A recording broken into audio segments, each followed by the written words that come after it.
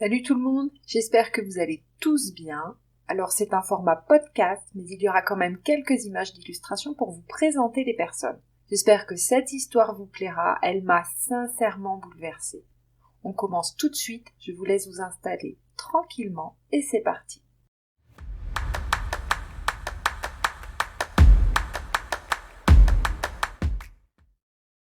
Aujourd'hui, nous partons en Espagne pour découvrir l'histoire vraie de Ramón Arroyo Prieto. Ramón est né en 1971 à Bilbao. C'est un homme heureux, il est marié à Inma, ils ont un fils ensemble et la famille va bientôt s'agrandir puisqu'Inma est enceinte. Ils sont très complices tous les deux et vraiment très amoureux. Ramón travaille dans une agence de publicité, il mène une vie normale, épanouie entre sa famille et son travail qu'il aime. Mais il ne sait pas que sa vie va bientôt changer du tout au tout. Un peu avant l'année 2004, Ramón commence à avoir quelques réactions inhabituelles au niveau de son corps. Par exemple, un jour, il a du mal à faire ses lacets. Il peine à attraper et à nouer les lacets avec sa main droite. Il peine aussi à tenir des objets du quotidien comme une tasse à café. Et cela ne concerne que sa main droite. La gauche, aucun problème. Alors il ne prête pas attention, pas plus que ça, à ces signaux, mais un matin de l'année 2004, avant de partir au travail, il se retrouve assis dans son fauteuil chez lui et il est incapable de se lever. Il est complètement bloqué comme paralysé et il est incapable aussi de parler, de prononcer le moindre mot. C'est après cet épisode très inquiétant qu'il va se décider à consulter un médecin. On lui fera passer des examens dont une IRM cérébrale. Et là, le diagnostic tombe. On lui explique qu'il a une sclérose en plaques. La sclérose en plaques, qu'on appelle aussi souvent CEP, est une maladie auto-immune qui touche le système nerveux central et qui altère les fonctions motrices, sensitives, cognitives et visuelles. Elle se développe par poussée, c'est-à-dire par crise, et elle diffère selon chaque individu. C'est aussi une maladie dégénérative et à ce jour, il n'existe pas encore de traitement curatif pour la CEP. Il existe seulement des traitements pour diminuer les symptômes des poussées et pour soulager la douleur. La vie des personnes atteintes de la sclérose en plaques est ponctuée par des poussées et des moments de répit. Lors du rendez-vous, le spécialiste expliquera à Ramón et à sa femme Inma qu'au vu de sa très forte poussée, il ne devrait même pas être en état de marcher. Ramón sortira de la consultation avec un traitement, des injections quotidiennes, et le médecin a aussi insisté fortement sur le fait qu'il devait éviter toute source de stress, car cela favorise les poussées. Mais Ramón est dans le déni, il n'accepte pas ce qu'on vient de lui annoncer, alors il décide de continuer de travailler et il ne change rien à ses habitudes. Il va vivre comme ça plusieurs mois, et il va alterner donc des temps de répit et des poussées. C'est Inma, sa femme, qui lui fait ses injections quotidiennes. Manolo est le père d'Inma, donc le beau-père de Ramón. Manolo est veuf depuis plusieurs années maintenant et il vit seul dans sa maison qui est dans un état plutôt insalubre. L'homme se laisse aller et la maison aussi est complètement à l'abandon. Manolo a un caractère assez fort, c'est-à-dire que c'est une personne, on va dire, un peu irascible. On voit que c'est un homme qui est malheureux, qui va mal, très mal. Et ce n'est pas tout, car selon les apparences, parce que vous verrez plus tard que les apparences sont trompeuses, donc selon les apparences, le toit de la maison est même en train de s'effondrer, puisqu'il y a un énorme trou. Dans ces conditions, il est impossible pour Inma de laisser son père vivre seul dans cette maison. C'est donc tout naturellement qu'il vient s'installer chez eux à leur domicile. Mais ce qu'il faut savoir, c'est que le courant ne passe pas du tout entre Ramón et son beau-père. Les deux hommes ne s'apprécient pas. Et pour Inma, ça n'est pas simple du tout puisqu'elle se retrouve entre les deux, entre leur prise de bec permanente. Ça n'est pas facile à gérer pour elle puisque pour rappel, elle est enceinte, elle vient d'apprendre que son mari est atteint d'une CEP, elle travaille aussi, et donc en plus, son père qui se chicane souvent avec Ramón. La cohabitation est vraiment difficile. Ramón, petit à petit, lui, s'enfonce dans la dépression. Après le déni, il a peur maintenant, surtout que les symptômes s'amplifient lors des poussées.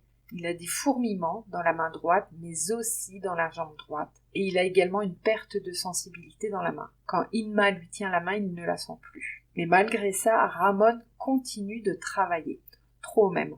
Il fait partie de ces gens qui ne mettent pas de limite de frontière entre le travail et leur domicile. Peut-être que vous connaissez des personnes comme ça dans votre entourage. Donc quand il rentre à la maison, il a le téléphone, il répond aux mails, il continue de travailler. Il continue ce rythme infernal qui va à l'encontre de ce que la spécialiste lui avait expliqué. Jusqu'au jour où, pendant un rendez-vous professionnel où Ramon doit présenter un projet devant des clients, il va subir une très forte poussée, une crise. D'un coup, il n'arrive plus à parler. Il va finir même par perdre connaissance. Il sera transféré à l'hôpital et là-bas, sur place, on lui explique que son corps rejette le traitement par injection. Il doit maintenant être sous perfusion une fois par mois à l'hôpital. Ramon ne peut plus travailler à partir de là, mais il n'expliquera pas pourquoi à ses collègues. Je ne sais pas ce qu'il a donné comme excuse, mais en tout cas, il ne veut pas leur dire qu'il est atteint d'une sclérose en plaques. Ramon va à ses rendez-vous à l'hôpital pour ses perfusions mensuelles. Là-bas, il découvre un monde qu'il ne connaît pas. La rééducation des patients atteints de la CEP, d'autres malades comme lui, atteints à différents stades, tous différents face à la maladie. Certains ont perdu espoir, certains se battent, les effets secondaires du traitement sont lourds, et Ramon s'enfonce de plus en plus dans la dépression. Il est à un point où il s'isole complètement. Il ne sort plus. Il reste enfermé, tout seul dans sa chambre, et il ne participe même plus au repas en famille à la maison. Il a de plus en plus de mal à se servir de ses mains. Il ne peut presque plus tenir sa brosse à dents seul ou attraper une simple tasse de café. Tout ça lui demande des efforts surhumains. Inma, sa femme très inquiète, contacte alors un collègue de travail de Ramon, un collègue censé être aussi un ami très proche. Inma lui explique que Ramon va très mal, qu'il a besoin qu'on lui change les idées, de soutien. Eh bien, le soi-disant ami, qui n'est pas au courant de sa maladie, refuse de venir en trouvant des excuses bidons. En fait, il s'éloignera de Ramon.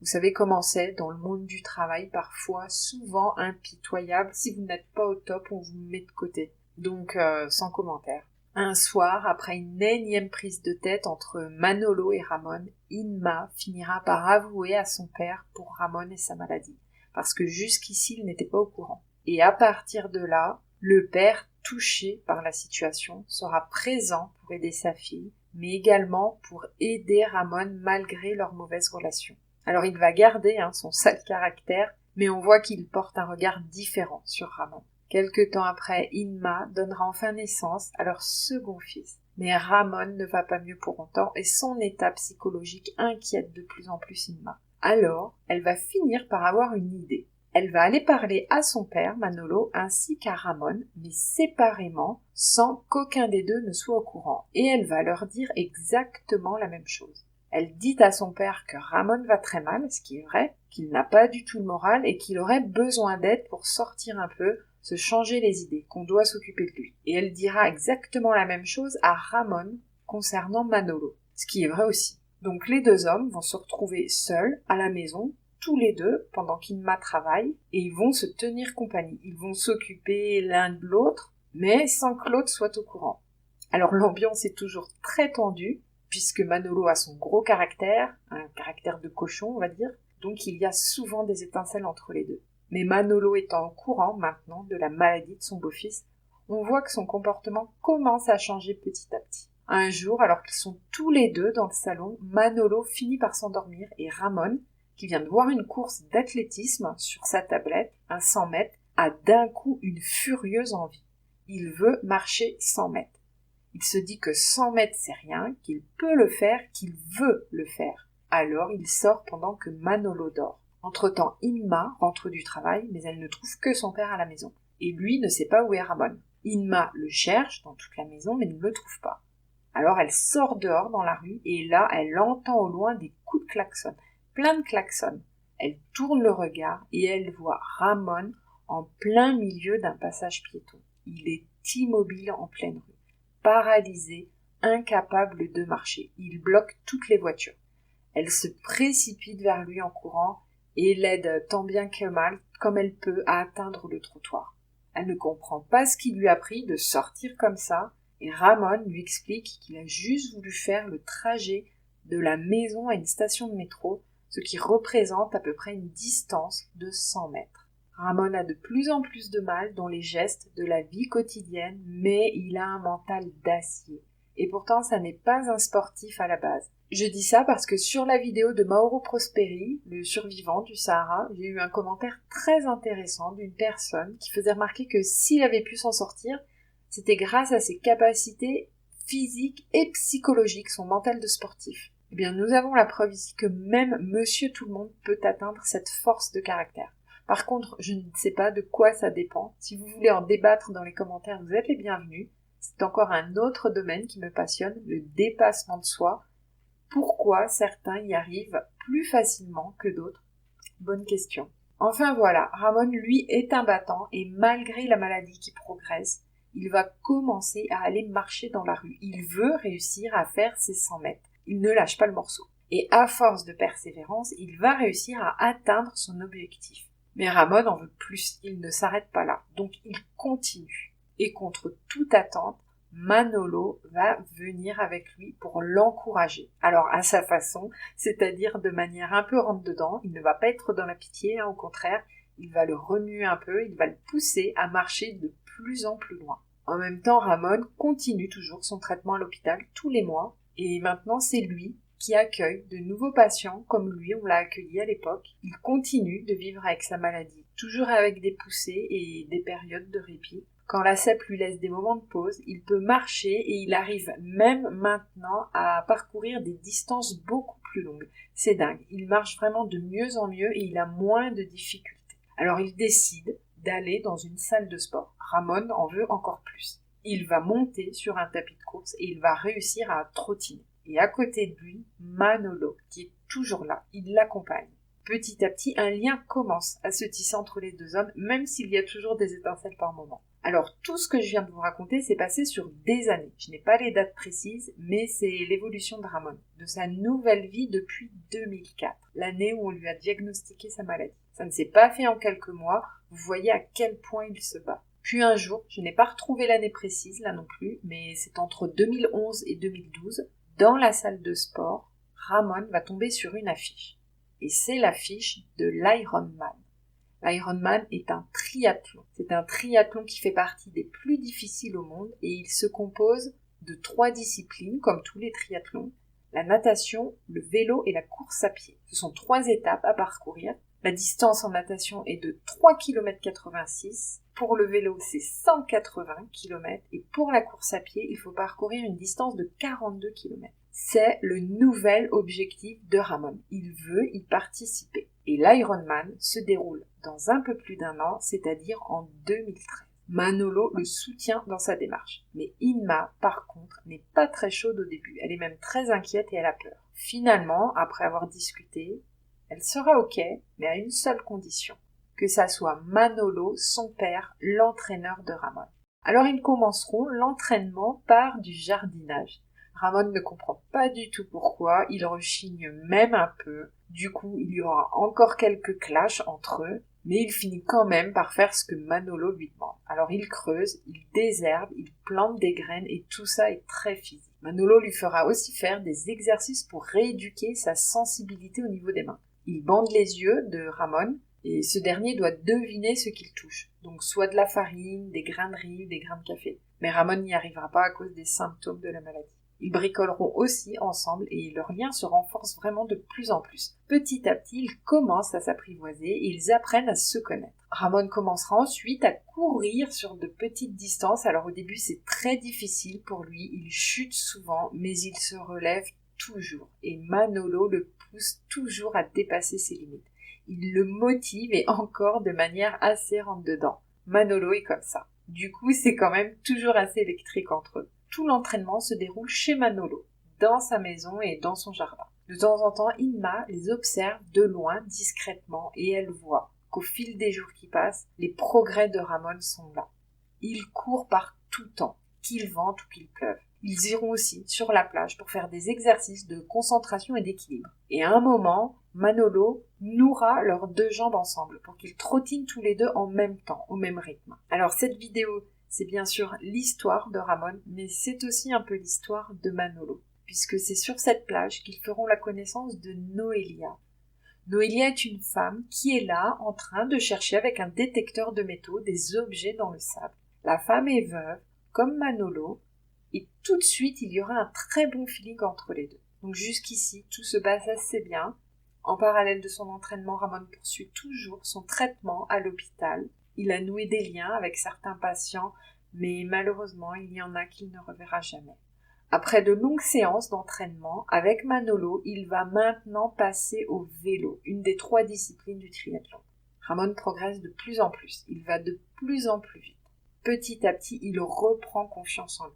Manolo est toujours à ses côtés. Pendant que Ramon pédale, Manolo est à côté en voiture à le motiver et à l'encourager.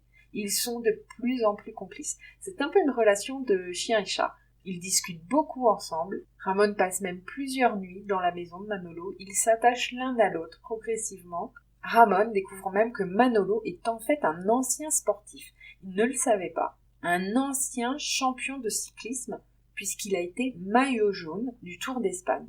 Les 2 hommes s'apprécient de plus en plus, ils passent vraiment de bons moments ensemble, ils rient ensemble et le froid qu'il y avait entre eux a disparu. Mais un jour, Ramon, en faisant une sieste sur le canapé chez Manolo, fera une terrible découverte. Il trouvera, sous les coussins du canapé, une corde. Et cette corde est nouée d'une façon très significative. Vous voyez ce que je veux dire.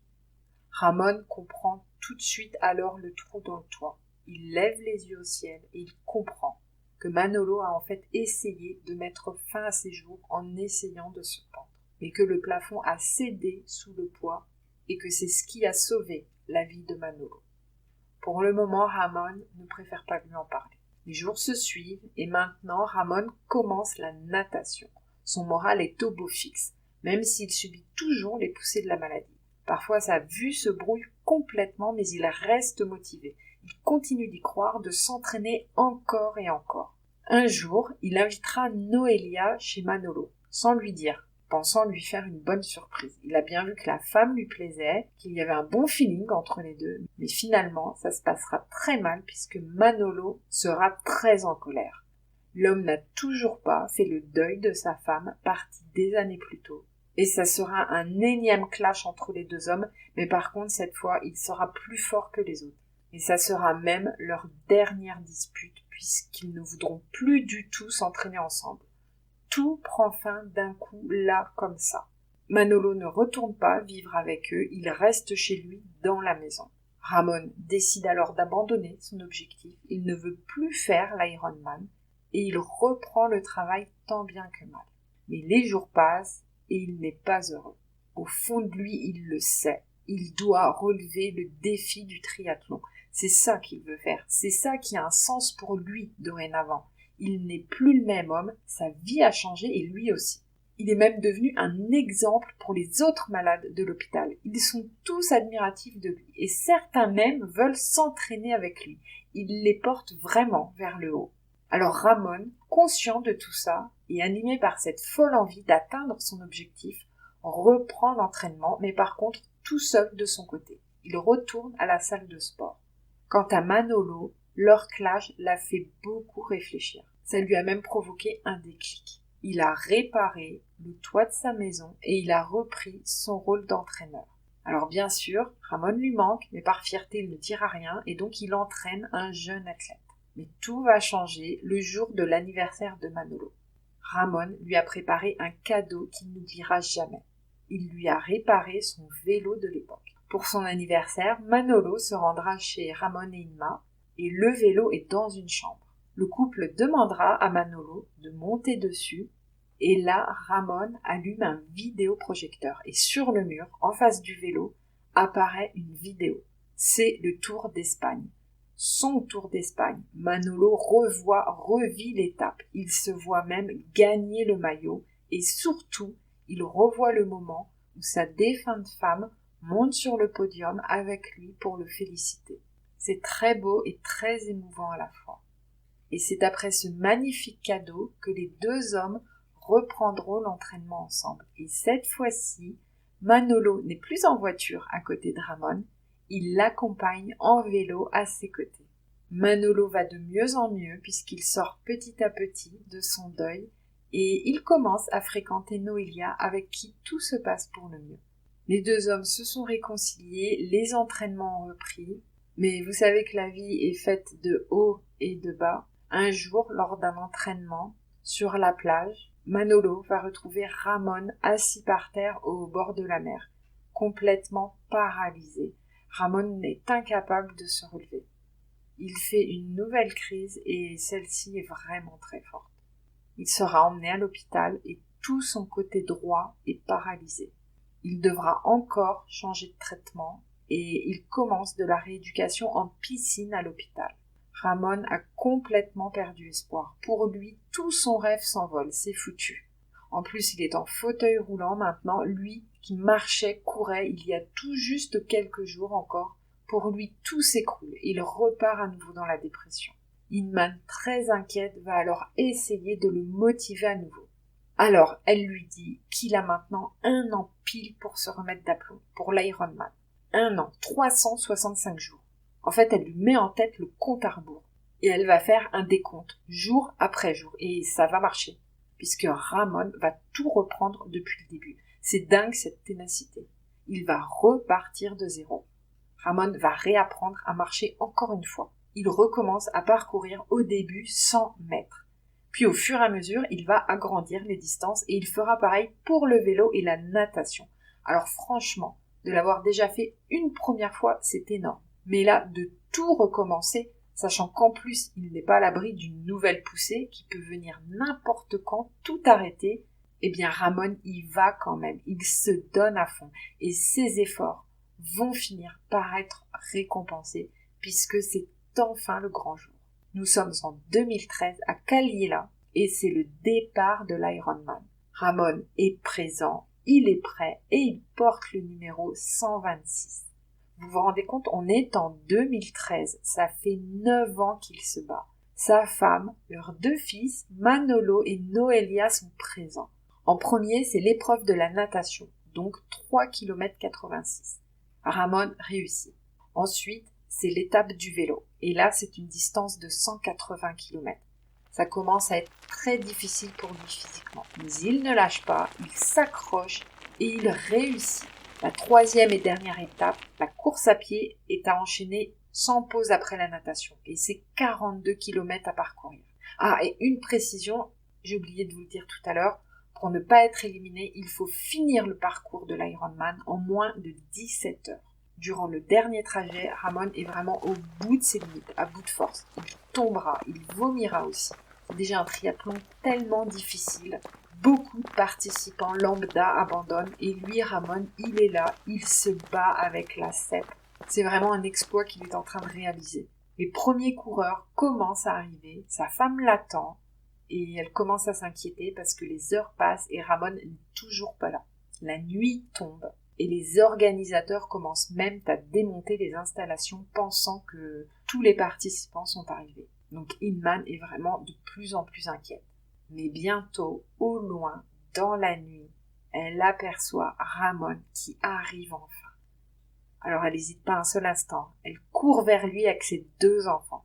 Et ils finiront tous ensemble les derniers mètres avant la ligne d'arrivée. C'est un moment bouleversant et très beau. Ramon a réussi, c'est fou. Je ne sais pas comment il a pu trouver en lui toute cette force. Enfin si, ça vient du mental, mais quand même, je crois que jusqu'à aujourd'hui, c'est vraiment l'histoire de dépassement de soi la plus incroyable que j'ai partagée sur ma chaîne.